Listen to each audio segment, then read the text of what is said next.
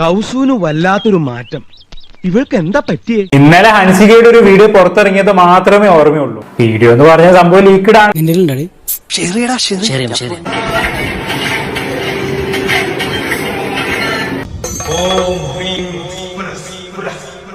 ഇൻസ്റ്റാഗ്രാമിലെ subscription ഉണ്ടില്ല, അത്യാവശ്യം ശരീരം exposed ആക്കിക്കൊണ്ട് Hansika ചെയ്തൊരു വീഡിയോ. ഓരോരുത്തരുടെ ഉള്ളിലിരിപ്പ് ഇപ്പോഴല്ലേ മനസ്സിലാവുന്നത്. ഉള്ളിലിരിപ്പാ എന്തൊക്കെയാണല്ലോ അവള് കാണിച്ചു കൂട്ടുന്നത്. ഒരു ഉളുപ്പ് വേണ്ട മനുഷ്യനാണെന്നുണ്ടെങ്കിൽ ഞാൻ വേറെ ഒന്നും ചെയ്തില്ല, ഇത്രേ ചെയ്തുള്ളൂ. സത്യം പറഞ്ഞാൽ നല്ല ബോറായിട്ടുണ്ട്. ഇത് കണ്ട് ക്രഷ് അടിക്കുന്ന ആൾക്കാരൊക്കെ ഉണ്ടാവും, അത് വേറെ കാര്യം. അതുകൊണ്ടാണല്ലോ ഒരു വീഡിയോ ലീക്ക് ആയതിന് പിന്നാലെ ഹൻസികയുടെ സബ്സ്ക്രിപ്ഷൻ എടുക്കാൻ വേണ്ടി ജനം തിക്കും തിരക്കും കൂട്ടും. അത് നേരാ സാറേ, 5000 രൂപ പോലും ഓരോരോ തട്ടിപ്പുകളെ. എന്നിട്ട് 5000 കൊടുത്തോ?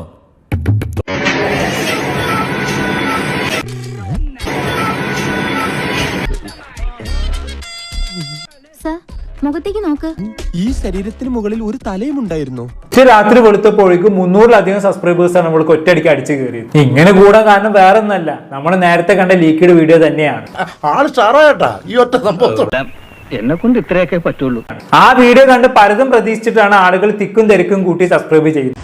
ആവശ്യക്കാരന് ഔചിത്യമില്ല എന്നല്ലേ പറയാറ്. ഹൻസികയുടെ ഈ വീഡിയോ കണ്ടപ്പോ കൃഷ്ണകുമാറിന്റെ ഒരു പഴയ ഇന്റർവ്യൂ ആണ് എനിക്ക് ഓർമ്മ വന്നത്. പറയാറ് ഭയങ്കര കൂൾ ഡാഡി എന്നാണ് പറയാറ്.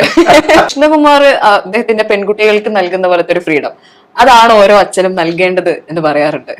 എന്നാൽ തുറന്നു പറയണം, സത്യം സത്യമായി കേൾക്കാൻ എനിക്ക് വലിയ ഇഷ്ടമാണ്.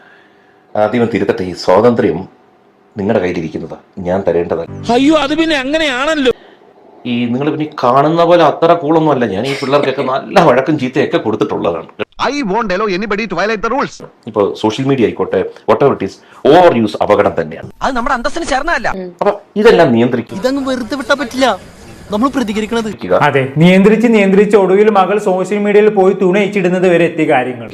നാണം കെടട്ടെ, നാട്ടുകാർ